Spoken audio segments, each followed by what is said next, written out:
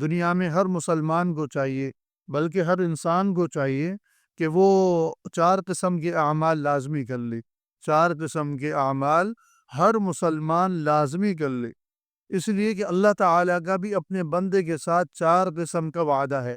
پہلا عمل کون سا ہے کہ جو ہر مسلمان کو کرنا چاہیے؟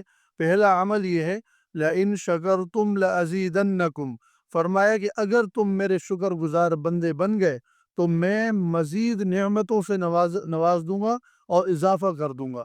اللہ تعالیٰ نے اگر کسی انسان کو، مسلمان کو، مال و دولت سے نوازا، اور اسی طریقے سے اللہ تعالیٰ نے کسی کو اولاد سے نوازا، فرمایا کہ اللہ کا شکر ادا کرو تاکہ اللہ تعالیٰ تمہارے مال میں، تمہاری اولاد میں اضافہ کر دے۔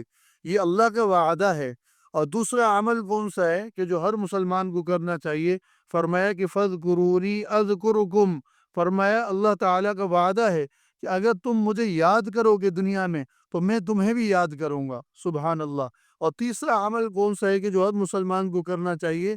فرمایا وہ یہ ہے وَقَالَ رَبُّكُمُ ادْعُونِي أَسْتَجِبْ لَكُمْ، دعاؤں کے ذریعے اللہ کا فرمان ہے کہ دعاؤں کے ذریعے اگر کوئی مسلمان آدمی اللہ تعالیٰ سے کوئی چیز حاصل کرنا چاہے تو اللہ تعالیٰ کا وعدہ یہ ہے کہ فرمایا کہ میں اپنے بندے کو دعاؤں کے ذریعے جو بھی مانگے گا وہ اس کو دنیا میں عطا کر دوں گا۔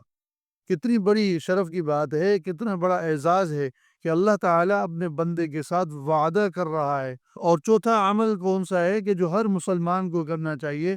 فرمایا وَمَا كَانَ اللَّهُ مُعَذِّبَهُمْ وَهُمْ يَسْتَغْفِرُونَ، اگر کوئی آدمی، اگر کوئی مسلمان آدمی اللہ تعالیٰ سے بخشش طلب کرنا چاہتا ہے، بخشش مانگ رہا ہے، تو اللہ کا وعدہ ہے کہ میں اپنے اس بندے کو نجات عطا کروں گا، میں اپنے اس بندے کی بخشش کر دوں گا۔